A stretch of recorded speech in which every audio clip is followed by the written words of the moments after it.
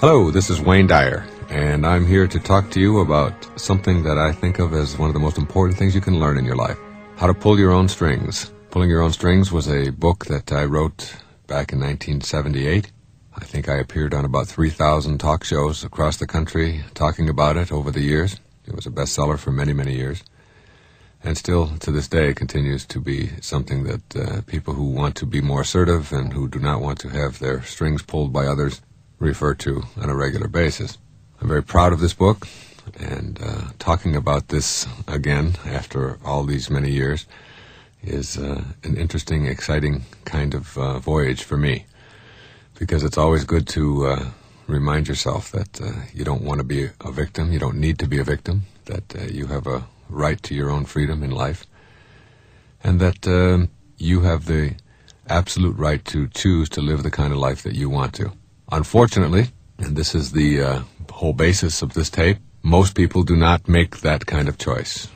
Most people in our culture allow themselves in one way or another to be victimized by people and institutions and family and organizations and jobs and even strangers and clerks and bureaucrats. And they say things to themselves almost from a resigned point of view. It's just the way it is. We live in a society that victimizes each other. We have to play the game. There's nothing we can do about it. It's just something that happens, and it happens to all of us. And I'm here to tell you that it doesn't have to happen to you. It doesn't have to happen at all in any areas of your life. That there are specific strategies and ways of processing your world and your life that will allow you to get out of the victim habit. And being a victim is truly a habit. It is something that you have grown up with, that most of us have grown up with. Most of us grow up with a set of beliefs that we have to fit in. I remember my favorite poem of E.E. Cummings was one little line where he said, to be nobody but yourself in a world which is doing its best night and day to make you just like everybody else means to fight the greatest battle there is to fight and never stop fighting. And that's basically what this is. It's an effort to help you to declare your independence. In the Declaration of Independence itself, Thomas Jefferson put it this way: all experience hath shown that mankind are more disposed to suffer while evils are sufferable than to right themselves by abolishing the forms to which they are accustomed. And what this is about, pulling your own strings, is helping you to abolish the forms to which you have become accustomed. There are many ways to be a victim. Some people just operate from weakness all their lives. Some people are victimized by the past or institutions or family. And I'm here to tell you in this tape that pulling your own strings is really an attitude shift. A shift away from having to be just like everybody else, having to fit in, having to do what you're told, having to listen to other people as the determiners of what your life is going to be, being intimidated by others, being bullied by others, being fearful of what might happen to you if you were to live your life the way you want to. I'm saying to you that you do not have to live that way, that being a victim is a learned habit. It is not your natural way of being. It is just something that you have accepted.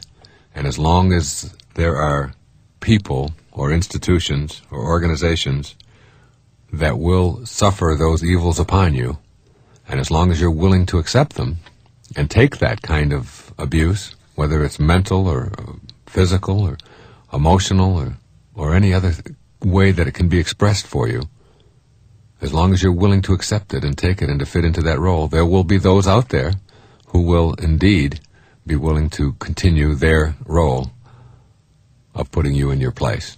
So being able to pull your strings means changing around some expectations that you have for yourself.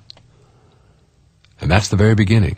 That's the hardest part for most people, because most people are victims not because the world is such a bad place and because there's so many bad guys out there.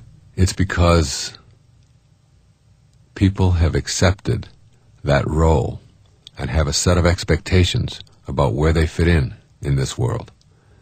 And very often they believe that they fit in underneath someone else's thumb, or being dictated to by someone else, or keeping quiet when inside you're bursting to express yourself. That may be a role that you have learned and adopted. And there are other kinds of victim traps as well. You may be a very assertive, aggressive, outgoing person and still be victimized by a lot of the beliefs that you have, your emphasis on making the place where you work perhaps more important than your own life. You may have placed loyalty to the institution of your choosing above the loyalty to yourself as a human being. You may be making things more important than people. You may be victimizing yourself physiologically by abusing your body with addictive substances, or with the wrong kinds of foods, or not the proper exercise. You may be victimizing yourself through type A behavior, where you're always in a hurry and always facing deadlines and never able to enjoy your life. There's an old saying that I've always loved that said that nobody on their deathbed ever wishes that they had spent more time at the office. You know, like, oh, gee, if I'd only spent 15 hours a day instead of 14, I could die happily. Or if I'd only, made a little bit more money. That isn't what it's about. That people wish always, as they get to the end of their life, that they'd spent more time with the people they love, that they had rearranged the priorities of their life so that they could live the kind of life that they want to. And I'm here to say that you can. What are the non-victim expectations? What kinds of expectations do victims have? Well, let me look at just a few of the major categories of these, and the most important ones. The first is in your physical capacities and capabilities. What kind of expectations do you have about yourself, physically? The kind of human being that you are, the kind of body that you have and that you've shown up in. Do you believe that it's limited? Do you believe that it has to be sickly? Do you believe that you don't have the capacity to heal it, to make it well? Do you believe that other people are stronger and can do things that you can't do? The notion of your physical body and what you expect of it is something that you can really drastically change around. It was only in my life when I really knew that I could get myself to maximum health, super health, if you will. And I did that many, many years ago. Changed around the expectations that I had to live out a life of a flabby lifestyle. And since October the 7th of 1976, I have run a minimum of 8 miles every day, and I've never missed a day. And that is a lot of years and a lot of days into the 1990s without missing a day. And it's only because I have an expectation that that's something that I can do. It's not a compulsive behavior. It is just a way of being. It's no more compulsive than brushing my teeth every day, something that I do as a way of life. And I changed around a whole lot of expectations about my own body and how healthy it can be. I've changed around expectations about what I have to put into my body, and therefore things like alcohol and drugs and even caffeine and salt and all of the kinds of things that we put into our body indiscriminately and poison ourselves with are no longer choices that I made. Not because I've got such great discipline and I'm some kind of a super being. Not at all. It's because I've changed my expectations around of what my body can do. And once you get yourself aligned in a higher consciousness way about who you are and what you can do, your body just takes over. That is, your body fulfills its own perfect destiny. It is a temple. It is a temple that houses your soul and houses your mind. And keeping that body in maximum shape is something that any of us can do. But you've got to change around your expectations and not be a victim of it. There's also the whole notion of your mental capacities. So many people believe that they're just average, that they're only capable of doing mediocre kinds of things, that they're C students, if you will, that they fit in the middle somewhere. I believe there's a genius residing in you, and that genius is waiting to awaken. And the awakening process is really, once again, changing around your expectations, shifting your consciousness from a belief that you are average, or that you're mediocre, or that you can only accomplish a certain number of things, to shifting it to I am a creative genius. I am here on this planet for a reason. The whole universe is part of a perfection, a perfect system. There's an intelligence to the whole system. I believe the entire universe is part of a perfect intelligence that is making the whole thing work, invisible though it may be, and you are part of that. And there's no accident there, and you're here for a reason. And when you get your life onto purpose, you will find that your mental capacities begin to grow enormously. When you believe and expect that you are capable of handling anything in a mental capacity, when you know that in your heart and in your soul, then you no longer continue to think like a victim. Your emotional capacities. This is something that people victimize themselves with over and over and over again every single day. Again, notice the emphasis. People victimize themselves with. Other people will only victimize you if you allow them to. And I'll speak more about that later. But your emotional capacities, I believe that you choose your own feelings. Your feelings come from your thoughts. And if you can learn how to control your thoughts and understand that your thinking is what creates emotions in you, then you can choose the emotions you have. You don't have to be upset. You don't have to be afraid. You don't have to be anxious. You don't have to be fearful in given situations. It may be the way that you normally would react, and maybe you'll continue to react that way. But it's still a choice. Your emotional reactions are choices. And when you know that, then you'll be able to catch yourself when you find yourself immobilized or out of control or being pushed around or victimized by your own emotional reactions. Who are the victimizers? Who are the people out there that are manipulating and controlling us? Well, I have a few categories here. The number one on this category is the family. As much as my family is important to me, I don't think there's anything more important in my life. I don't have to say I don't think. I know there's nothing more important in my life than my wife and my children. And they're all very, very important to me. I have 7 of them. Each one of them is precious and dear and has their own purpose and is on their own path.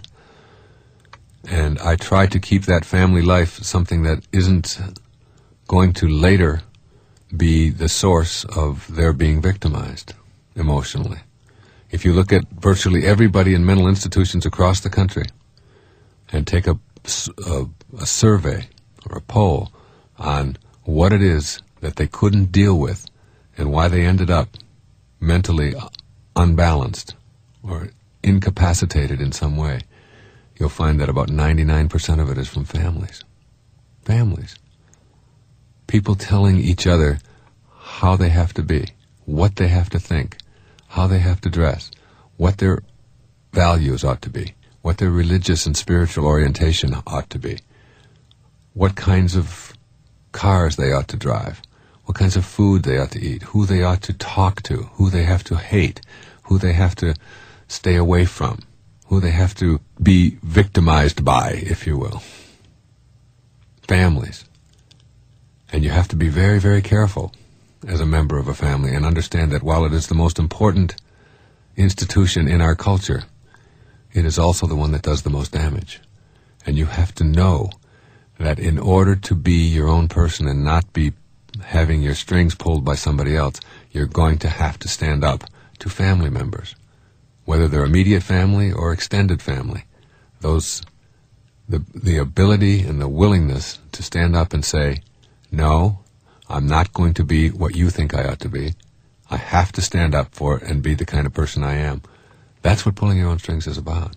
Not allowing anyone, family or otherwise, to be your victimizer.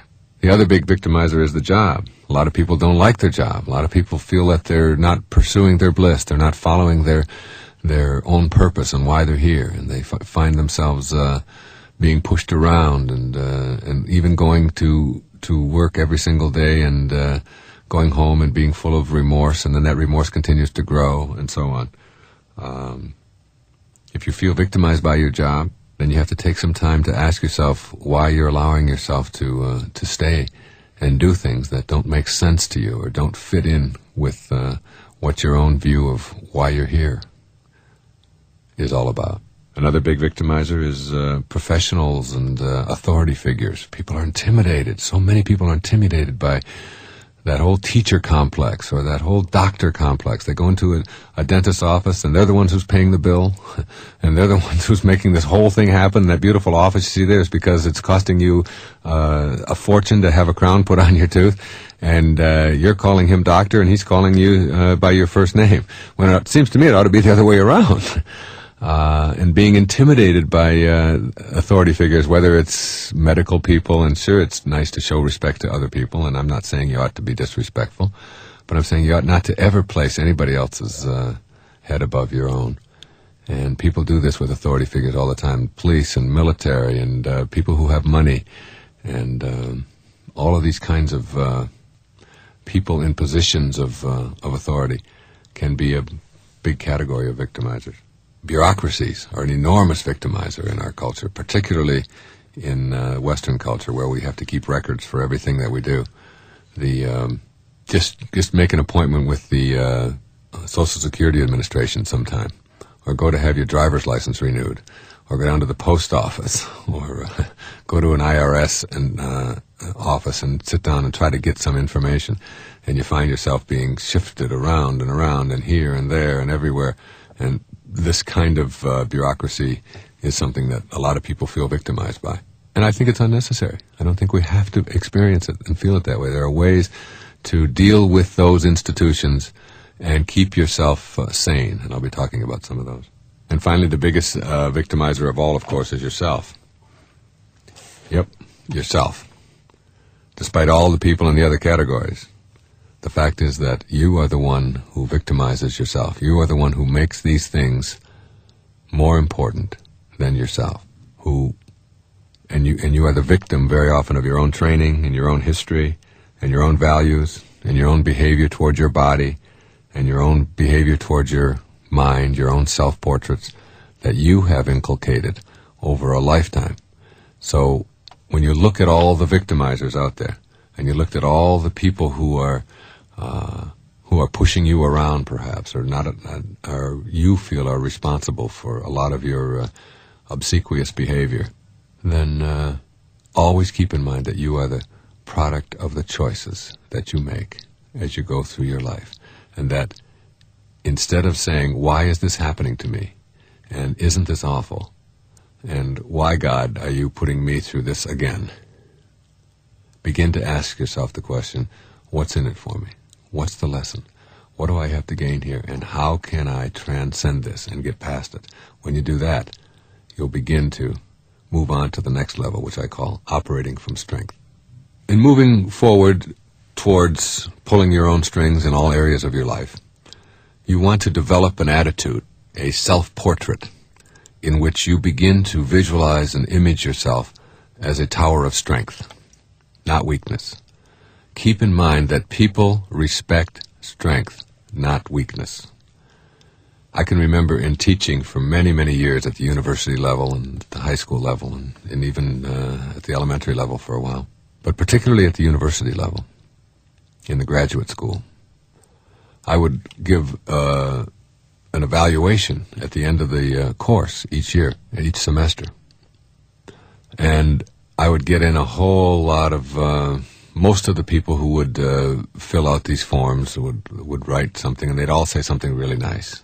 "You was terrific, you were great, it was a great course, best class I ever had." And I would just sort of flip through those, very neatly, until I'd get to the ones that were critical, or the ones that were, I felt, helpful and honest, not nasty and not abusive in any way, but people who weren't afraid to say what it is that they really felt. And those are the ones I paid the most attention to. It's interesting. When you are looking for an honest opinion, when you really want help, you're going to go to a person who is not afraid to tell you the truth. And while you know who the people are that you can go to when you want to be stroked, or when you want to be made to feel better, when you need help, and you need an honest, straightforward, truthful answer, you'll respect strength, not weakness. Weakness is saying the thing that makes somebody else feel good. Strength is operating from integrity, from authenticity, from honesty. And people respect that. I know in my own life when I really want to know what it is that I can do to improve something, I know that my wife isn't afraid to tell me that. There's a lot of people who are. There are people who work for me who don't want to tell me that, who are going to tell me the things that are going to make me feel good and make them look good and so on. But I know that my wife, Marcy, will not be afraid to tell me, this is what you have to do, or this is what's missing, or this. And sometimes I don't even like it. And sometimes I rail against it. But I always go to her when I want help or when I want assistance, because I know that she's not afraid to tell me the truth. So people respect strength. People don't respect weakness. And that's something that you have to learn if you're going to be pulling your own strings in your own life. That operating from strength really means operating from effectiveness in your life.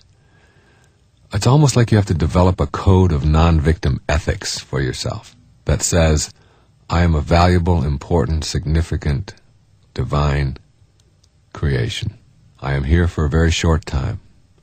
While I'm here in form, in the physical body that I'm in, I am entitled to fulfill the purpose or the destiny that I have been assigned while I'm here. I believe in that I'm here for a purpose.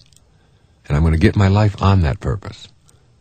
And anyone or anything that gets in the way of that, as long as I can behave towards them in a moral and just and honest way, I can say to myself in my moral code of ethics, you do not have a right to interfere. No one has a right to interfere with anyone else's right to live their life the way they want to. No one. My right to swing my fist and flail my arms about stops with your right to not have your nose be punched. All right? So as long as you're not hurting anybody else in the process of operating from strength, as long as you're not interfering with somebody else's right to do the same, then whatever it is that you're doing is perfectly all right. Now, there are going to be a lot of people who aren't going to like that. And I've outlined a few of those people already. The family, particularly, are going to be a lot of people in there who are going to tell you that you shouldn't do it this way because it's inconvenient for them, or that isn't going to get them to, they're not going to have anybody to manipulate and to control.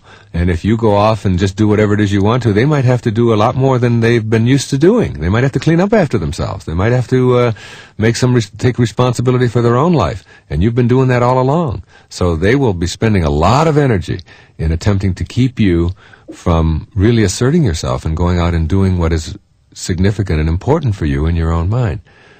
But you have to be effective. You have to be what I think of as quietly effective. And the way that you are quietly effective is you do not teach people not to victimize you with words. Let me emphasize that. Words are not the tools of the quietly effective person operating from strength. It is behavior that counts. You teach people with your behavior how you want to be treated. And here we are, trying to pull our own strings and be our own person, and talking endlessly and ceaselessly and having these arguments and discussions, and it still goes on and it still goes on, and you still find yourself the victim, and you still find yourself picking up after others or not being respected or whatever it may be. There's an old saying, it's one of the secrets of the universe. I hear and I forget. I see and I remember. I do and I understand. And not one moment before. Doing is what teaches people how to understand you.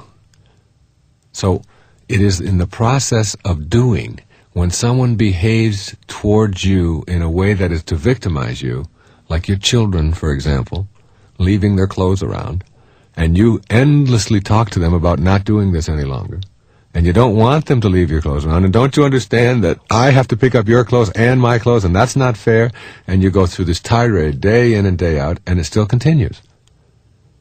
But when you take those clothes and put them in the trash, or when you leave those clothes sit there and don't wash them for them, so that and the only clothes that get washed are those that are in the appropriate place.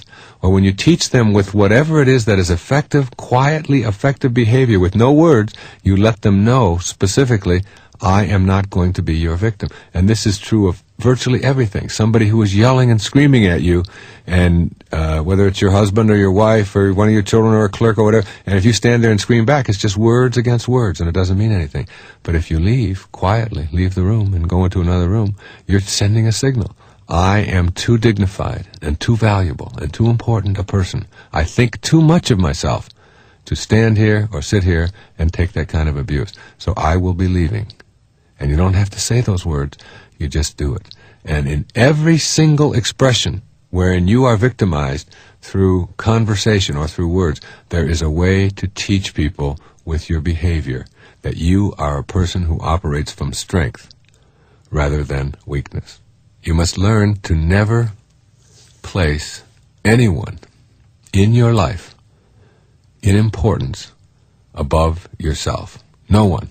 The Queen of England, the President of the United States, the generals that are in the armed forces, the doctors who serve you, the very rich people who live in the fancy homes in the suburbs, the entertainers, the sports stars, all of these people, whoever they are, the movie stars, whoever these people are, they are no different than you. That's one of the great lessons I learned when I toured the country many years ago for this book and for Your Erroneous Sounds, and met appearing on The Tonight Show many times, and then Dinah Shore Show and John Davidson, and all of these shows that were very, very popular at that time.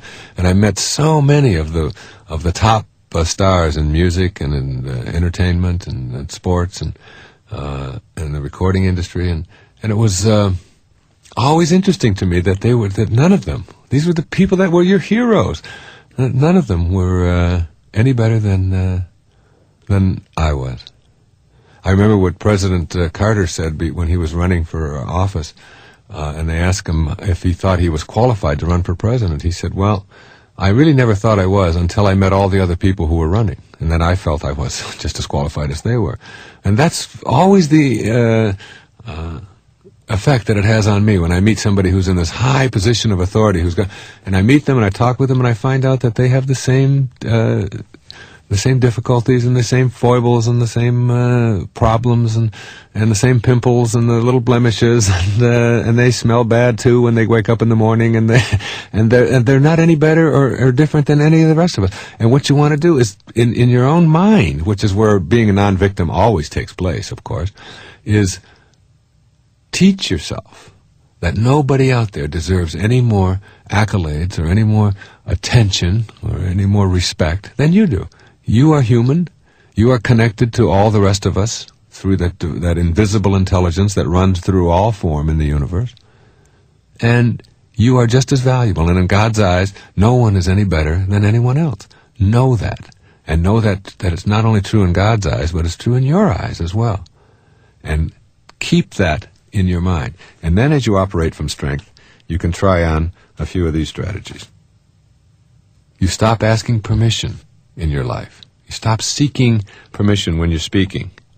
Instead of saying, would you mind if I ask you a question, say, I'd like to know if, and whatever the question may be. Instead of saying, would you mind terribly if I return this for a refund, say, I'm bringing this back because I'm dissatisfied. You can do that respectfully. You can do that kindly and gently. Instead of when you're going out with and saying, is it all right, dear, if I go out for an hour, you say, I'm going out, dear. Is there anything that you'd like me to do for you while I'm out? It's a declaration versus a question of getting permission. Get the permission, the idea that somebody else has to give you permission in order to live your life or do the things that you're entitled to do. This is not at all a case for being disrespectful at all of other people. It's a case for just letting the world know, and the people in it that are important to you, that you have a right to live your life without being victimized. It's as simple as that. Don't take it any further than that. When you're talking to people, if you want to operate from strength, look right into their eyes when you talk to them. When you look down or when you look from side to side, you send out a signal. The signal is, I'm not as important as you are. when you hem and haw and and maybe and all of that, you are sending out a signal. The signal is, victimize me. Do whatever it is that you want to do to me. I'm here just for that purpose. Watch your body and your posture and your body language when you're speaking, and make a direct effort to look directly into someone's eyeballs. I do that all the time when I'm speaking to people. I speak in large audiences, and when I'm through, people will come up to me, and I try to always make direct eye contact with that person. It's the window to the soul, and if you don't do that, you're sending out a signal. If someone asks you for a loan, or someone asks you to do things or something that you don't want to do, like serve on a committee perhaps that you don't want to serve on, instead of beating around the bush and playing the victim game and knowing that eventually, by saying maybe and I'm not sure and call me in a week and all of that, you know that eventually they're going to get you. There's such an easy way to handle that. 2 simple letters, N-O, right off the top. No, I'm not interested in that. Thank you for considering me. And then when they come back with all of the reasons why you should be doing what they think you should do and that you don't want to do, your response is, I guess you just didn't hear what I said. Perhaps you didn't hear me when I said that I didn't want to do that. And you never veer from that stance. And it becomes like a wonderful game that you're playing. You know what their game plan is. Their game plan is to get you to do something that you don't want to do. Or to loan you some money when you don't want to loan it, and you know that they're not good for it, or whatever it may be. You know what their game plan is and what their objective is. And all you have to do is just stay on course. Just stay on course. And lo and behold, after a while, they stop. All of that kind of stuff stops. Because you were emphatic enough at the beginning to just simply say, no. If you're a non-smoker and other people are smoking around you or anything like that, and you feel that they're violating your right to have your lungs free from their noxious smoke, then don't be afraid to politely ask someone to do it. Test yourself. Give yourself an opportunity to test your operating from strength behavior. Don't sit there and inhale smoke for an entire evening. In fact, that's one of the reasons why it's become less fashionable for people to smoke, and why fewer and fewer people are doing it, which is wonderful. Because it used to be that the smokers were in the majority, and the non-smokers were the victims. It doesn't have to be that way any longer. And now you're seeing it reversing. People are beginning to pull their own strings. Try calling some people by their first name instead of yes sirring and doctor this and professor that and sir this and all that. Just see what happens. You find that when you keep yourself level with other people, if they're calling you by your first name, they're not any better than you because they have a title, and that isn't necessarily a way that you show people respect. You don't show people respect by what you call them. You show people respect by how you interact with them and how you treat them as human beings. And in calling your physician by his first name or whatever is, or whomever it may be, if it's a problem. If it's not, then do it any way you want to. But if you're working on not putting and elevating other people in importance to you, then you have to work on it in all kinds of areas. And the thing that you fear the most, you find that those people, that there was nothing there to fear in the first place. I prefer being called Wayne. I don't like it when people call me doctor this or professor. I don't need that. And I, when somebody comes up to me and says, "Hi, Wayne, how you doing?" or whatever, whoever they are, I always feel that that's a person who's operating from strength. I have more respect for that than I do for the need for someone to place the title. Never be afraid to go over someone's head if you feel like you're being victimized, whether it's in a store or in a business or in a bank or whatever it may be. You don't have to do that callously, but simply just don't assume that because someone has told you something that is going to put you in a position of being a victim, that you now therefore have to accept that. There's always another way. There's always another. And as long as you keep an open mind to that and know that there's someone else that you can go to, that there's some other avenue that you can take, you'll find yourself less and less being victimized. And particularly when those people know that you're not afraid to do that. I found that in dealing with people at banks, that I go directly to the person that I know has authority, if I want something. And it's much more effective than dealing with all of the people in the middle who are really paid to keep you from reaching the person who makes that decision in the first place. When you're being interviewed for a job, or when you're in a situation that might be troubling for you, that's a good time to practice assertive behaviors. You don't ever say things like, I'm not sure if I could handle this. Instead, you say, I'm sure I could handle this. I'm sure I could, because I've found in my own life that there's never been anything that I couldn't handle if I really put my mind to it. You send out that kind of a signal, but it has to come from an integrity, from an honesty, from a belief that you know inside that there is nothing that you have to be afraid of or that you can't handle if you're given the sufficient training. And finally, refuse to pay for poor quality, and refuse to tip for it as well. Stand up for that.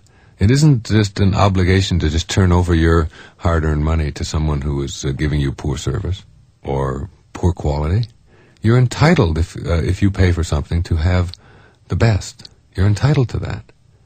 And it doesn't mean that you have to treat other people in a supercilious manner in any way.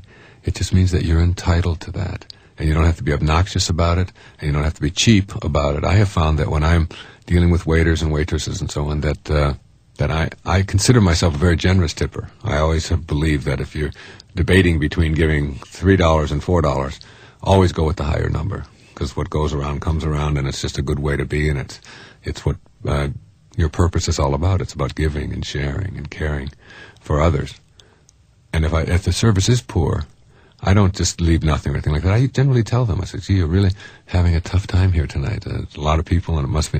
And generally, they will explain what's going on. Oh, there's a cook back in the kitchen who didn't show up, or there's, and you walk out not feeling like you were victimized. And so when you ask, instead of just sit there and fume. I was just flying on an airplane just the other day, and I found we were 20 minutes late. And the pilot had made no announcement.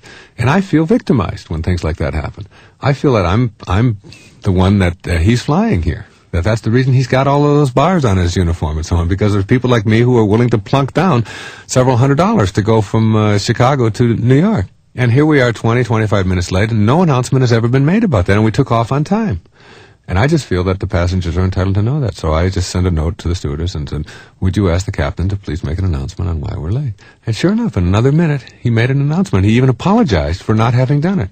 So rather than sit there like a victim and feel like I don't know what's going on, he said there was some storms over Lake Erie or someplace, and they had to veer around, and they were going around. And I was grateful. I don't want them flying through those storms. That's fine. I just want to know. I believe that I'm entitled to that. And rather than be angry and all of those kind of things, you operate from strength. You quietly, effectively get what it is that you're looking for. And that's really the message here. You don't have to be a victim, ever. And if you are, you look at your own behavior rather than those who are treating you in some way that you don't like. One of the big victim traps that so many people find themselves in is being seduced by what is over. I always tell people what is over, and you can't change it, you can't should have done it, you can't would have done it, you can't could have done it. You've got to stop all that shoulding on yourself, if you will. And what you want to do here is look at how you get to be victimized by things that have already happened. Like, I can remember moving from Michigan to New York when I took a position as a professor at St. John's University in 1971 or 72. And I arrived on Long Island, brand new home. It was on a Wednesday. We had left on Wednesday. We drove there. We got there on a Friday afternoon. I had a new little baby girl. And we got to our home, and there was no electricity. So I called Lilco, the Long Island Lighting Company. And I got on with them, and this was Friday afternoon now, and I said to the girl who answered the phone, I'd like to have my electricity turned on. We've got a little baby, and we need to have warm. It was in October. And she said, I'm sorry, sir, you should have called on Wednesday. So I put my finger up and down on the phone real hard, about 3 or 4 times. I said, excuse me, is this Earth? And she said, of course it's Earth. What are you talking about? This is local. I said, well, on Earth, where I've lived for the last 31 years, you can never should have called on Wednesday, on Friday. You can't do that on our planet. She said, would you go through that one more time? I said, real easy. I said, on Earth, you can never should have called on Wednesday, on Friday. You can't do that. It's Friday. I can't should have called on Wednesday. She said, I think you better talk to my supervisor. And it took me like 3 supervisors before I got someone who understood that I didn't want to be told what I should have done or what I could have done or what I would have done. I wanted my electricity turned on. And I kept it very light and amusing and so on. And sure enough, someone was sent out that afternoon, and I had my electricity turned on. Now, I can call next Wednesday, but I can't should have called on Wednesday. And you can't should have called or should have done anything. Everything that you did in your life up until this moment is over. It's done. It had to happen in order for you to get to the next level. Accept that. Don't allow yourself to be victimized by things that you can't change, things that are over. Your parents were the parents that they were. Your parents did what they knew how to do, given the conditions of their life. They didn't do it good, they didn't do it bad, they weren't right, they weren't wrong. They just were who they were. And they did what they knew how to do. And if what they knew how to do didn't fit in with what you think they should have been doing, then learn from it, grow from it. Don't be full of anger and hatred for them. That's the biggest victim trap you can get into, being mad at somebody for what they did 25 years ago. And besides, they're a different person today anyway, and probably wouldn't do it that way at all. So what you want to do is look at everything that you find yourself upset about or manipulated by or controlled by, and change all of that. Shift it around. Shift it around to a new kind of consciousness. And that consciousness is, I can't change what's over. So all of the things that you did in your past, and all of the shoulds that people are imposing on you, are things that you're going to have to watch out for. One of the big victim traps people are going to use is they're going to tell you what you should have done. If only you would have listened to me. If only you would have done it before. If only you would have done things the way I said. And when anybody ever does that, that sends off a signal in me. There's a flag that goes up, and I put that. It's a mental flag, and it goes right up into my head. And that flag, it says, I can't should have done it that way. I already did it. That's already over. And if somebody starts telling me over and over if only you would have listened to me, I will even ask them questions like, how can I have listened to you now? How can I do that? Explain how I can do that. And usually that just stops them, because they see that there's no way that you can have listened to them when that time is over. If only you wouldn't have moved to Chicago in 1957. If only you wouldn't have done that, you wouldn't be having all these troubles now. How could you not have moved in 1957 when it's in 1991? How can you do that? It's not possible. So you have to be watchful for that, and look out for the victimizers who will resort to looking at what is over and try to keep you their victim by constantly putting you back there. Let's take a look at some of these tactics that, quote, victimizers, unquote, use to keep you from being all that you want to be, keeping in mind that you are at this point now refusing to be seduced by what is over. It's over. You're not going to let anybody refer to it. You're not going to refer to it yourself. You're just simply going to be in the present or in the future. Question: why did you do it that way? Great victimizing stance. Gets you in the position of having to defend yourself. It's already done that way. Instead of asking you, what did you learn from what you've done, and how can we repeat these errors in the future, they want to get into the whys. And what they're doing, of course, is looking for blame. And as soon as they can blame you and assign some kind of fault to what has just transpired, then you, of course, are the nice little victim. Another one: if you had only consulted me first. But it's over. That's what you have to always remind yourself. It's over. Sure, if you would have consulted them, perhaps you would have done it different. But you can never should have consulted them now when it's already over. You can't consult them on Friday about Wednesday. You can't do that any longer. Next Wednesday? Yes, not last Wednesday. Or, we've always done it this way. Again, a reference to the past. Things have always been done that way, therefore you will continue to do them that way, and if you don't do them that way, then you are going to have to explain yourself. And as soon as I get you in the position of having to explain yourself, you are my victim and I'm in charge. Or, if you said it before, why don't you mean it now? You told me this before. You told me you loved me, and now you're telling me that you don't. The assumption, of course, is that people don't change, and because you say something one way a long time ago, that it still applies today. The now is the working unit of your life. The past is a thought. It's formless, it's dimensionless. You can't have it back in the physical world. The only place you can have it is in your mind. So that any reference to what was done in the past or what you said in the past is just usually an effort to get you to be their willing victim. If you don't go there, if you just know in your mind, see, it's almost like a new perception of reality for you. You begin to perceive reality the way it is, now, in the moment. And all of that stuff back there is only just a learning. It's only to be recalled if it's going to be effective now. If it's designed to get you to feel bad or to be manipulated, you don't go there. You simply don't go down that road.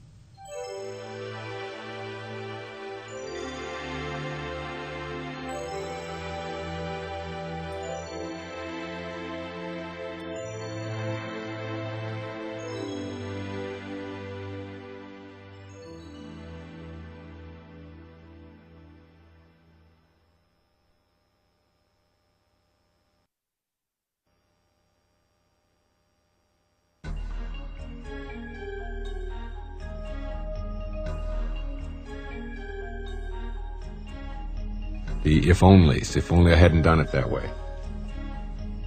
Or whose fault was it? That's a favorite. Let's look back and look at all the faults and all the things that we can do to assign blame. And you assign blame, you get all the blame. What I tell people to do is take all the things in your life that are wrong and that aren't working and assign blame to them. I'm fat, who's at fault? Sarah Lee, all right, or somebody like that. And I'm broke, and that's the Dow Jones fault, and or it's the Ayatollah's fault, or it's somebody else's fault. And you assign blame to everything. And now look at your life and see if it's any different. See if it's improved in any way.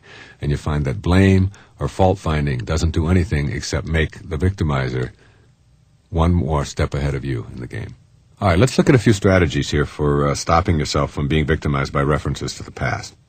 When someone starts telling you things that have always been a certain way and we've always done things this way, you can respond very nicely with, would you like to know if I care about what you're telling me right now? Or, do you think that what you're telling me right now is relevant? Do you believe that how we did it last Thursday or last year is really the issue here? It's like you confront it right away. And as soon as you get that, you disarm the potential victimizer.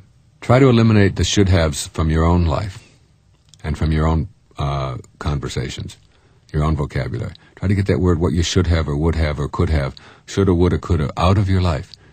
And understand that all of that is just a reference to keep you from being effective today. And it's just nothing but a blame assigner. And so don't use it yourself, and you'll find yourself flagging it real fast when other people use it on you as well.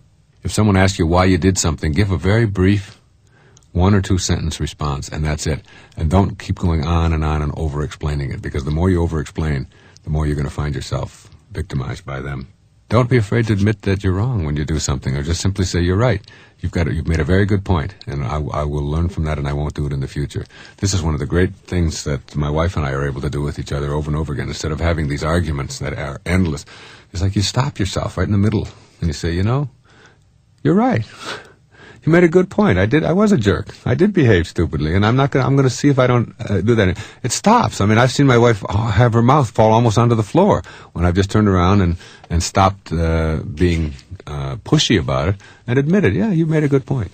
And usually the person doing the most talking is the one that's wrong. Try to learn from the past rather than repeating it and making references to it all the time. And silently forgive all of the people in your life who you feel have victimized you in some way. That's such an important lesson to learn. Forgiveness.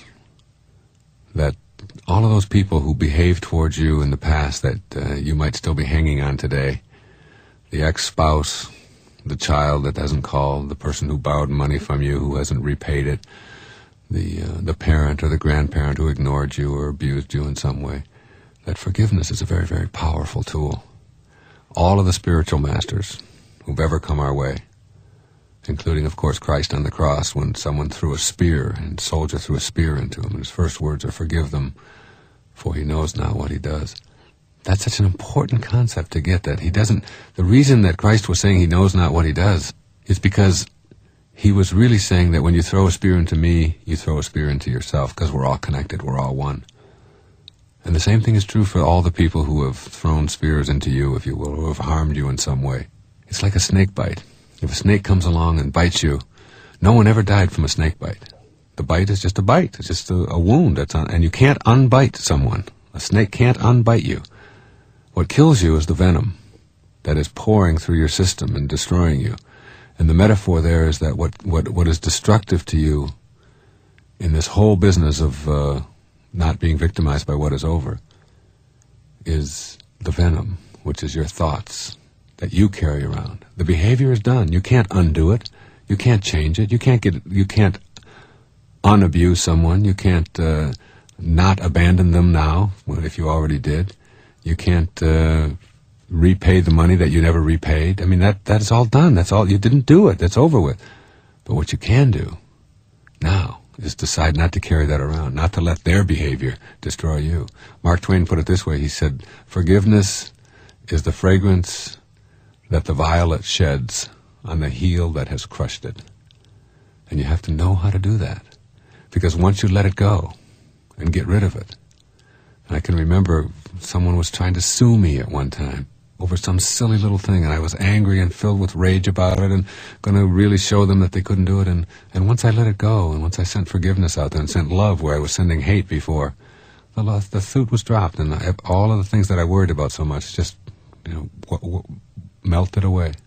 And the same thing will happen with so much of the victimizing that you do. Get forgiveness into your heart, and you'll find yourself a whole lot better off and not being victimized by all that stuff that happened years and years and years ago that isn't worth hanging on to anyway. Pulling your own strings. Another common way that people pull your strings instead of you pulling them yourself is this whole business of what I call the comparison trap. In a world of individuals, comparison is a senseless activity. You are unique in all the world. No one can get behind your eyeballs and be you. No one can experience you. The only thing that anyone can experience you with is their mind. Everything else is a step removed. Their thoughts are what they have to experience you with. And so too do you experience everyone else with your thoughts. Otherwise, you are experiencing existential aloneness. Existential aloneness is really very different than loneliness. You see, loneliness is experienced when you don't like the person you're alone with. But aloneness is just in the way of things. You can be in a crowd at the largest stadium in the world, surrounded by 100,000 screaming people, and you experience it uniquely, alone. No one can get behind your eyeballs and inside your ears and experience it and hear it the way you hear it. Your red that you see, the color red, is your red, and it can't be mine. You can't see it the way I see it. And this is a very important mental concept to get to avoid being victimized by other people, because as you'll see in just a moment, there are people out there who would compare you all the time and use this as a way of controlling and manipulating and getting you to behave in the way that they want you to behave. When you understand your existential aloneness, when you know that you are unique and special in all the world, then you stop the inclination to compare yourself to other people. You stop constantly telling yourself that you have to be like others.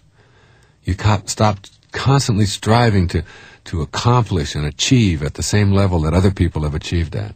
You get past this whole need to keep up with the Joneses, because that's a way of putting yourself into a victim trap that it's almost impossible to get out of.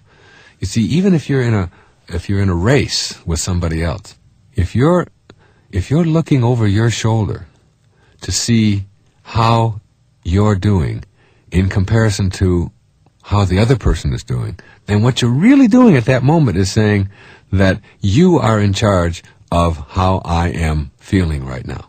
However you perform, and my comparison to you is what makes me happy or not happy, and you've turned the strings over to somebody else. This is a really big area for most people. Most people find themselves unable to isolate themselves from comparing themselves from other people. Children grow up in a world where we hear things about peer pressure all the time, that there's a lot of peer pressure, that everybody has to fit in, and if you don't fit in, then you're isolated, and if you're isolated, then you're a reject, and if you're a reject, then you're an outcast, and it all goes on to all of these horrible labels that we place on people. We have to raise children to understand that there's no peer pressure in the world, that there are people out there who are saying, do things the way I do them, and then there are individuals who say, wait, I've got a mind of my own. You want your children to have a mind of their own. You too want to have a mind of your own. You want to think for yourself. You don't want to have somebody telling you constantly that you have to do it because everybody else does it. If you do things the way everybody else does, what have you got to offer? I mean, if you're just like everybody else, you have nothing to offer. You're just one more sheep bleating away. You don't want to be that way. You want to understand that, yes, there are standards and there are norms within a society, and that we accept those as living standards, but I don't compare myself to other people. I don't have to go out into the world and look at other people to determine how I'm doing in my life. That's got to be an inner thing. That's something that has to come from within. And yet there are people out there, there's many of them, who are going to constantly compare you and use all kinds of techniques and strategies to get you to conform by saying, don't you see that other people are doing that? But the first thing you have to do before you can even eliminate other people doing it to you is to get rid of it yourself. Get rid of this whole notion that I have to be somebody who other people accept or like in order for me to feel good. And you don't want your children to be believing that, well, everybody else does drugs, so that's why I did it. Or everybody else is jumping off the cliff, so that's why I jumped.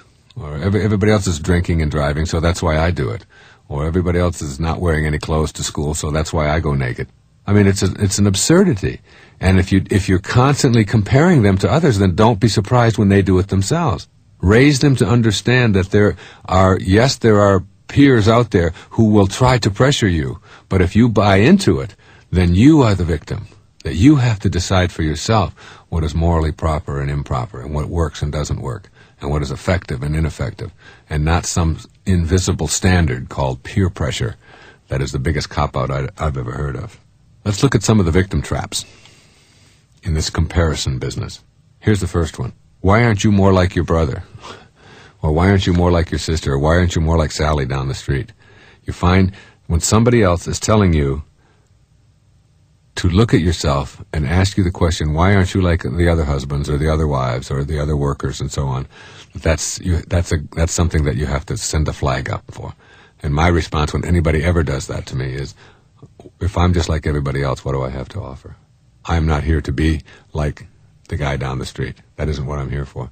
I have my own purpose. He has his. He's on his path. I'm on mine. And I'm not here to emulate him. And you stop it. You put a stop to it right there. Another common one is nobody else is complaining. So you might have a reason to complain about some injustice, but since nobody else is doing it, then the victimizer will constantly be reminding you, well, look around you. Nobody else is saying anything, so why are you? What's wrong with you? As if everybody else's behavior ought to be determining your own. Margaret Mead had a wonderful line in one of her monographs back in 1934. She said, don't ever think for a minute that a small group of people who are committed to social change can't make a difference. In fact, it's the only thing that ever has. A small group, an individual, who has an idea, who doesn't want to be just like everybody else, can really make the whole world change. In fact, that's how all change comes about. It starts with an individual or a small group of people. Here's a great one. What if everybody in the world behaved like you do? What if everybody was like... And it's like, there's the comparison, comparing you to everybody else in the world, and then why aren't you fitting in? Or you should be satisfied with what you have. Everybody else is satisfied. Or don't make such a scene. You're embarrassing me now around other people. It's like the whole inclination to look at what other people are saying or thinking or doing is a reason for you to quietly go away and be my victim. Another one that's a favorite of mine that you see in our culture a lot is, this is what God wants me to do. A lot of people use God as a reason for why they're doing what they're doing, as if God talks to them very specifically. You know, you hear some of the serial murderers using the same kind of analogy. You know, God told me to do it. Be very careful of anyone who believes that God specifically talks only to them and to no one else, and uses that as a reason why you should be doing what they decide you should do. So how do you overcome this? What kind of things can you do to not be the victim of someone comparing you and controlling you through those kinds of comparisons? First and foremost, when you're in any confrontation where someone is using references to other people and expecting you to go along, you have to remember that his comparisons have nothing to do with you. He would say that to anyone. It just happens to be that you're the person who's there. Refuse to be upset, and you'll be well on your way to avoiding these often insulting efforts at victimization. You have to know that your emotional reaction to those things is in you. It's not in them, it's in you. And they come from how you process it. If somebody starts comparing me to somebody else, I laugh inside. There was a time when I would get angry, but I'm way past that now. I don't need to do that. I see it for what it is. I know what they're trying to do, and I refuse to be compared to anyone in my life. And I do that in my mind. And as a result of doing that in my mind, I then can carry it out in my actions. When someone's giving you an argument, like in a store when you're taking something back and telling you, and this happens all the time, well, they'll start telling you about, well, just last week I had a customer where we had the very same thing, and sure, there they go off on this long, windy story, and there you are, getting ready to put on your little victim hat. And you respond with that very, very nicely with, do you think I care about the customer you had last week? Or why would I want to hear about how you dealt with other people? I'm concerned about this here and now. You keep it focused where it belongs. Remember that the victimizer is doing this to get you to go along with their program. So you have to put a halt to it. Practice using sentences that begin with the word you rather than I. Very, very helpful technique. One of the most helpful things that I can ever give to you. You want me to feel that last week's customer was an important thing to bring up. So you feel. If you start the sentence with you, you're putting the focus where it belongs, right back there. If you put it on I, you get into a defensive posture where you have to explain yourself. If someone is speaking very loudly and angrily towards you, your response is, you're really getting upset as you're telling me this. Or you really want me to listen to 5 stories about what happened last month when I want to talk about what happened here today. You, this is what you're doing. Instead of, I don't want to hear all this, and then you get yourself all mad and all worked up and so on, and you're in that defensive posture. Another good strategy is to label what the person is doing. You just simply say you're upset and you're comparing me with someone else. And that's an upfront statement. The moment that you find yourself dealing with a clerk or someone who is not going to go along with what you want or isn't going to help you out or is a middleman to keep you from reaching someone who has authority, the minute that you sense it, the second that happens, you stop talking to that person. You say, thank you very much, I appreciate your time, and you walk away, and now you regroup, and you start over. And you say, who is the person that has authority in here? Who is truly the person that can make this happen for me? Once you do that, you'll find yourself going into the... You see, what happens is if you go up through the chain of command, that each higher level, whether it's a refund policy or it's a bank loan or whatever it may be, each higher level has got to defend the person below him. He can't overrule that person. That's what they're there for. That's why they have that job. So if you start out above them, you start out going right to the person who can make a decision, even if it's a little more cumbersome to do that, you want to make that effort, because the moment that you have gotten to 2 or 3 people who have now been defended, when they get to the top person, they simply have to defend all of the people that he's got out there underneath him. So avoid all of those people in the beginning and tell the person, I've come directly to you because I understand that you're the decision maker here. And then you make your case for whatever it is that you want. Albert Einstein once wrote these words. He said, great spirits have always encountered violent opposition from mediocre minds. The truly great people, the ones who are going to really make a big impact in the world, the ones who are making a difference in the world, are always resisted by people who want to stay mediocre and who want to keep things average and want to keep things the way they've always been. Be one of the great spirits and know that the violent opposition that you're encountering is just other people's efforts to keep you at the status quo. If you refuse to go there and use some of these strategies and refuse to compare yourself and refuse to look back and deal effectively from a position of self-esteem now, you won't be victimized. Another major area of being victimized, if you really want to pull your own strings, you have to learn how to be quietly effective. And get this, you will never be understood. The greatest understanding you can have is that you don't understand. And spending your life and your energy and your relationships on trying to always be understood and have someone else agree with you and understand you is one sure way to make sure that you're going to be a victim for the duration of that relationship. You don't have to prove yourself. You don't have to allow yourself to be in a position where someone else is demanding to be understood by you. There's some things that are very simple, some very simple little clues that I use in my own life and in pulling your own strings that I'd like to share here with you. Under the heading of being quietly effective and knowing you're never going to be understood. First is that shrugging is a virtue. If you could just learn the art of the shrug. I like Ayn Rand's title, Atlas Shrugged. Atlas holding up the whole world and just shrugs. And the whole idea of not having to be in a position to defend yourself or to be understood, or somebody's demanding something from you, and when you could just sort of shrug your shoulders and say, well, I don't understand. I just don't understand, and that's okay. My wife and I do this to each other all the time. I mean, she does the craziest things in the world, and vice versa. I mean, she thinks what I do is crazy too. I mean, she believes in what she's doing and believes that that's the way a house has to be run, for example. She makes the beds first thing in the morning. I mean, that to her is just her way. I have lived under the philosophy that it's not any healthier psychologically to get into a made bed than it is to get into an unmade bed. But she makes the bed. I don't understand somebody getting out of bed in the morning and making the bed, but I don't have to understand.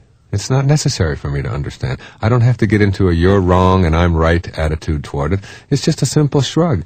If you want to make the bed, that's terrific. I'll even help you if you want to. Just let it go. You don't have to. I don't have to understand that. She puts the glasses in the cupboard with the lips going down. I put them facing up.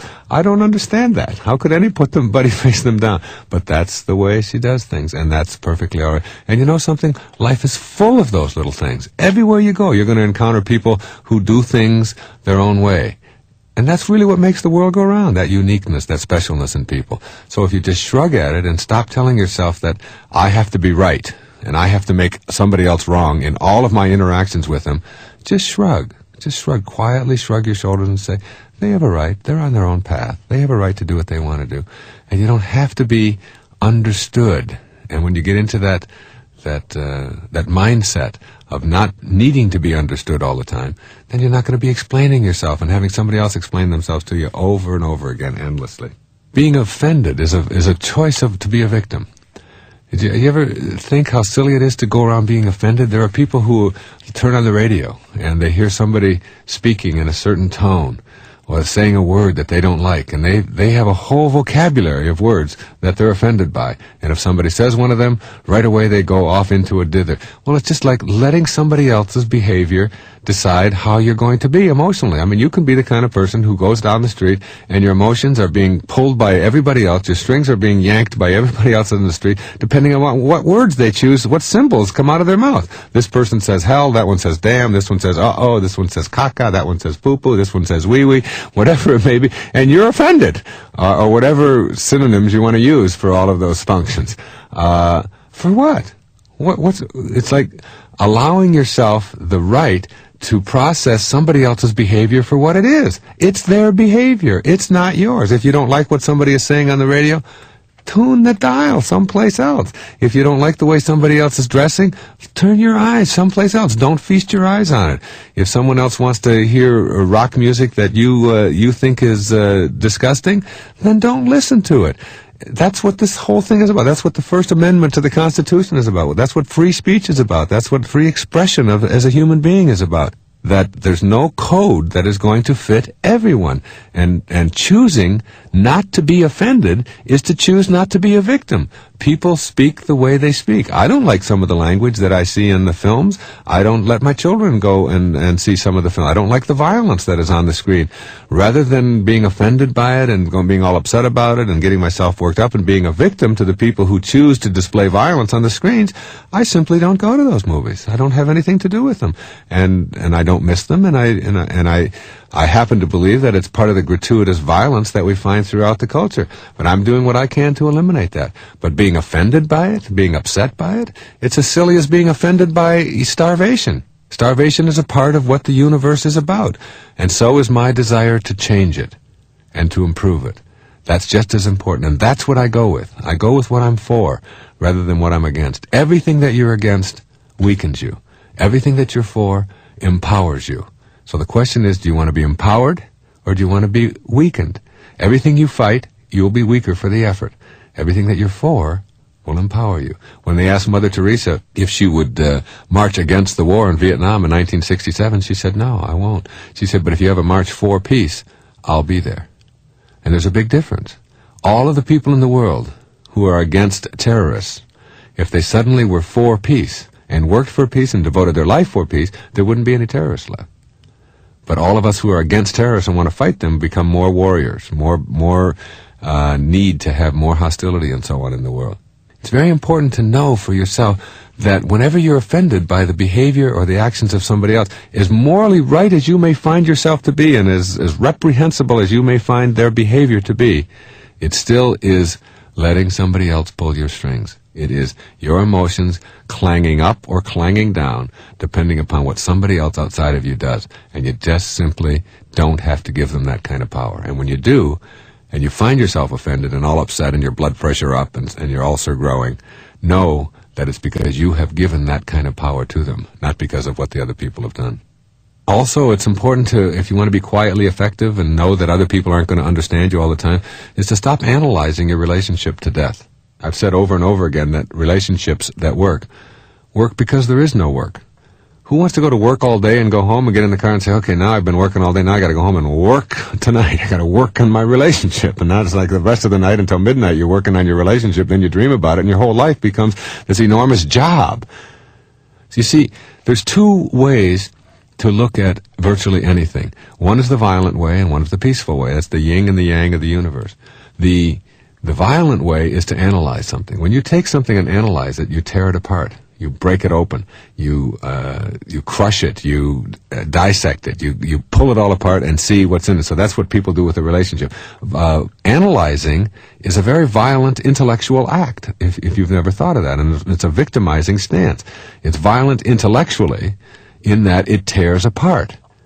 Now, the opposite of analyzing something is synthesizing, that is, bringing together, looking at what holds it together. What are the similarities? What is it that we have in common here?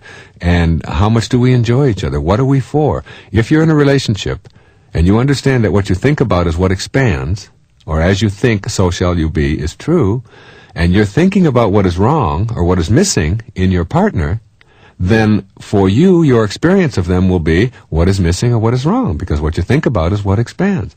So what you want to do is get focused in your relationships on what you are for. What do you like about that person? And observe that. Unless you want the negativity to expand, then focus your mind on that, because whatever your mind is on will be your experience of them. You can't get behind your eyeballs and be that person and be your spouse. You only have your mind to experience your spouse with. And if your mind is on what's wrong, then that's what will be your experience. If your mind is on what's missing, on what you don't like, then that will be your experience. And that's what analyzing a relationship almost always is about. You do this, and I don't like that, and this is wrong, and then that becomes your experience on it. When I look at my wife after being gone on a business trip or whatever, I look at the divineness that is in back of her form. I look at the thoughts, the beauty that is in the invisible part of her, and I'm just grateful that she's there, rather than thinking about all the things that she's done that I don't like or that we argued about or whatever. I don't want that to continue to expand.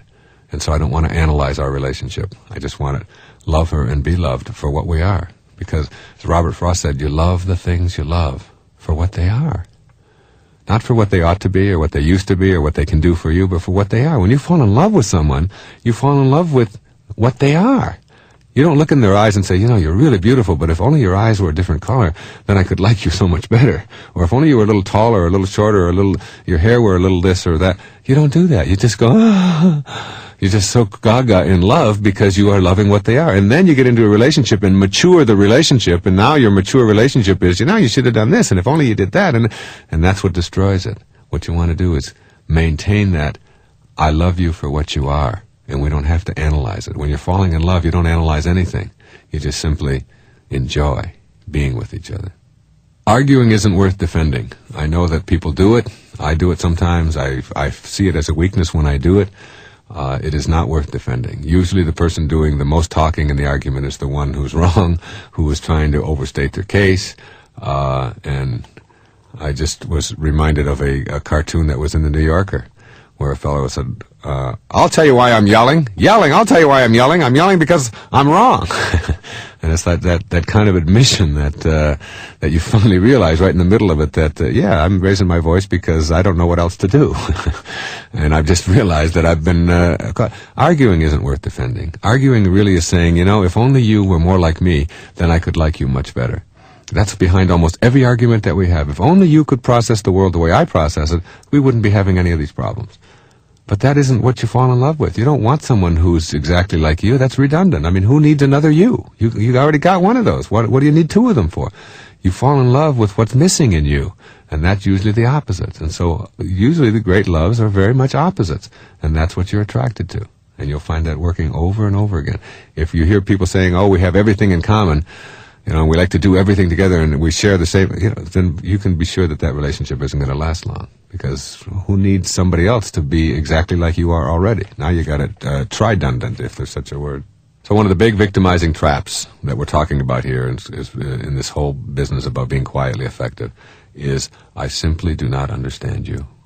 And then you buying into that and saying, well, then I guess my role is to get you to understand, and I'll do everything I can to get you to understand. And there you go.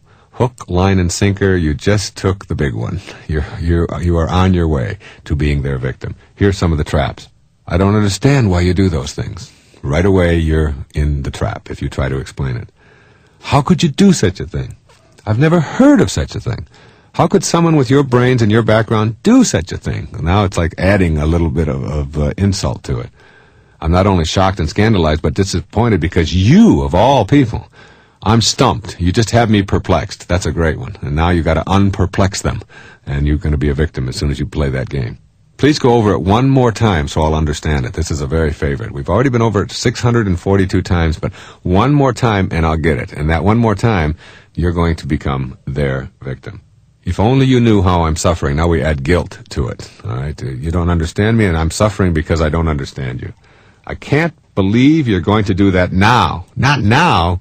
Not when, and you can fill in the blank. All right? And this is like, I don't understand how you could possibly be going to do something like that now. You're going to go out jogging now when all of the family is here? You're supposed to stay around and get fat like the rest of them, or whatever. And you just simply teach them that you are running your life, and this is what I'm going to do, and you can lean over and give them a big kiss and say, yeah, you'll get over it, or whatever. But you don't, whatever you do, stop to explain why you're going jogging now, because you'll never get your jogging in if you do. Let's look at a few strategies here on how to avoid this I don't understand game and being quietly effective.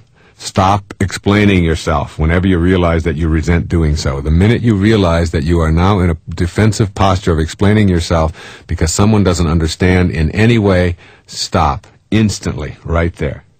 Feel free to explain yourself if you're doing so, but if you feel compelled to, your strings are being pulled and the demands of others are controlling your life. Stop telling yourself that you are responsible for making people understand you. That's the game. They don't understand, and that's how they get you to be what they want you to be. Don't feel that you have a need to get them to understand. If they don't get it, they don't get it, and they probably aren't going to get it.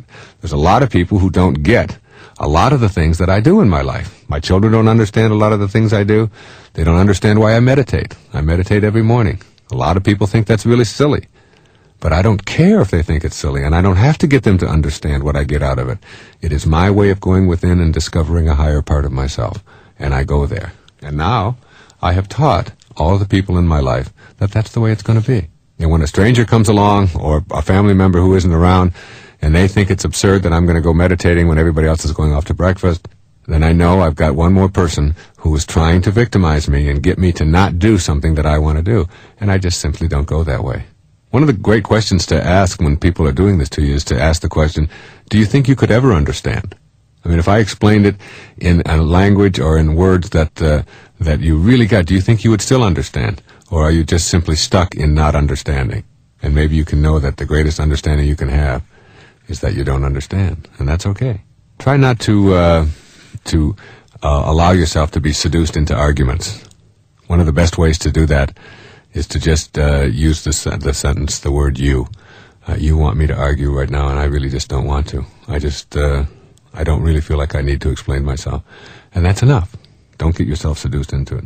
And learn to accept that other people are going to label you in a certain way. Other people are going to think you're weird. Others are going to think you're freaky and strange. And that's okay. There's a lot of people out there who think that about me. And it's fine. That's just their attitude. That's their belief. And I have no interest or need to get them to understand me. I just want them to be leaving me alone. I want them to stand out of my light, if you will, and not keep me from doing the things that are important for me to do. And whether you understand me or not is really of very little consequence. And that's the whole message of this section, is to know that people are going to try all of their might with I don't understand, and all of the little substations of I don't understand, to get you to be their victim and do things the way they want you to. Don't buy into it, and you'll find yourself not explaining yourself anymore. All right, let's take a look at a few more of the ways that people are victimized. Keep in mind as we go through this one sentence. You get treated in life the way you teach people to treat you. You get treated in life the way you teach people to treat you. If you find yourself being treated in a way that you resent or that turns you into a victim, ask yourself the question, what have I done to teach this person that this is something I'm willing to tolerate? What did I do the very first time somebody raised their voice to me or talked disrespectfully to me? What did I do when one of my children disobeyed me and now they do it all the time? How did I teach them that I'm willing to put up with this? No blame, no fault, no self-reproachment, just an understanding that you have taught these people what you're willing to accept. Once you take responsibility for it, then you can do something to change it. If you're just blaming them, then you're waiting for them to change in order for your problems to go away. And that's like if you drop your key inside the house and you look outside in the street for it. I mean, why would you look outside when the solution is inside? If you dropped it inside, you got to find it inside. And what you have to learn to do is develop an inner candle flame that never flickers, though the worst goes before you. You must know that all of the problems, all the difficulties, all the victimization that you may feel in your life, all of the strings that are being pulled by somebody else, are really things that you have allowed up until now. And now you make a recommitment to your own excellence or your own non-victim status, if you will. So you want to teach other people how you want to be treated. You teach them with behavior, not with words. You become very aware of when they are trying to victimize and control you, and you put a stop to it. One of the great ways that people do this is by judging rather than accepting things for what they are. There are a great many things in the world that we talk about as if they were real, but they are just only judgments. You know, the only difference between a flower and a weed is a judgment, and that's true of people as well. Here's some things that don't exist in the world. Disasters, luck, a dumb bird, a normal attitude, a guarantee, a dreadful dress, a gorgeous hairdo, terrible language, a nice lady, an awful sight, a good boy, a stupid person. These are all judgments. And you have to learn the difference between judging and what is real. Some of the categories of where people dichotomize and judge are good and bad. They try to put the whole world into what is good and what is bad based upon some perception I have. And those things that don't fit into it the way I think they ought to be are bad, and all the things that I agree with are good. And so you find yourself going through your whole life running into half of the people or more who are doing things in a different way than you do and judging them all to be bad, and therefore being their victim because they now own your emotional strings. Remember, being a victim isn't necessarily a physical thing. In fact, that's very seldom the thing, because we have laws to protect each other from being physically abused by each other. It isn't as if somebody's putting you into a jail, into a cell. It is the victimization is what you experience in your mind and in your emotions. And this comes from judging, from categorizing, from compartmentalizing people and putting them into the compartments. And then when they don't fit with the behavior that you think they should exhibit, you find yourself upset and worked up and angry and hurt. Good and bad and right and wrong and beautiful and ugly. There's no beautiful people in the world. There's no ugly people in the world. People are just the way they are. They look exactly the way they do, the way they're supposed to look. They're part of the perfect intelligence that is in all things in the universe, that invisible intelligence that is within all of us. But if you categorize people that way, then you are finding yourself potentially a victim. It's really important to develop a quiet mind when it comes to all of this. A quiet mind is a mind that is at peace, a mind that doesn't judge. One of the things you learn about judgment is that you do not define anybody else with your judgments. You only define yourself as someone who needs to judge. Just because you label somebody else to be something obnoxious or nasty or hurtful doesn't mean that that's what they are. That's just your judgment, and that's your definition of yourself as someone who needs to judge. People are not defined by your judgments. People are defined by their own thoughts and their own actions that are subsequent to those thoughts. So learning not to judge and unclogging your mind, if you will, of judgments and negativity and quieting your mind. It's like if you could spend an hour a day in meditation. The great French philosopher and scientist Pascal said that all of man's troubles stem from his inability to sit quietly in a room alone. you sit quietly in a room alone and go within and discover that higher consciousness, whatever you want to call it, whether you call it God or soul or spirit or Louise, it doesn't make any difference what you label it. If you go within and discover that and spend time each day inside of yourself, just peacefully being there and asking the questions, how may I serve? And what is my purpose? And what can I do to make this life a better one? And how can I serve people rather than be victimized by them or victimizing anybody else? You find that developing that kind of a quiet, peaceful, serene mind is something that will allow you to process the whole world in a more peaceful way. And when you get to that point where you are aligning yourself spiritually, or you are aligning yourself with the invisible part of your humanity, the part that defies form, that doesn't begin and doesn't end, when you align yourself there, and that becomes your first priority, you start noticing that you don't get victimized as much. I've really noticed that as I've gotten myself on a higher spiritual path and a more peaceful path for myself and more at ease with myself, that I've begun to take much better care of my body, that I notice that when I don't expect people to be abusive towards me, that I hardly ever see it anymore. It's really rare that I see it. I know that when I get in the car and I have a 17-mile ride to go to my home from my office, and there's a lot of traffic lights and there's a lot of traffic and a lot of slow drivers and so on, I know that when I visualize in advance in my mind that this is going to be a very pleasant experience, and I see myself, if somebody's cutting me off in advance, that I see myself not allowing myself to be upset and depressed by that. I see myself going through that whole process of driving all the way home in advance. This is before I've even opened the car. And I sort of play it out in my mind. And then I get in and I just allow the physical now to follow the thought that I just had, the visualization that I just had. And sure enough, somebody will get in there and cut me off or drive slowly or whatever. And for me, it's like I just see them as part of the perfection of it all. They're exactly where they're supposed to be at that moment. I'm no longer a victim. I have aligned myself first with my mind, knowing that I can create in my mind what I want, and then not allowing myself to be victimized when those things occur.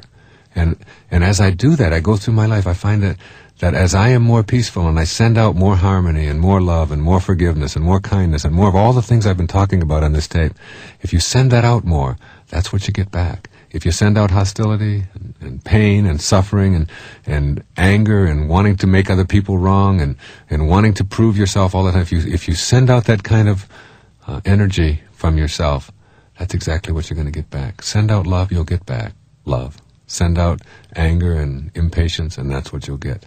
Pulling your own strings truly is about looking within and knowing that no one can make you a victim without your consent. No one.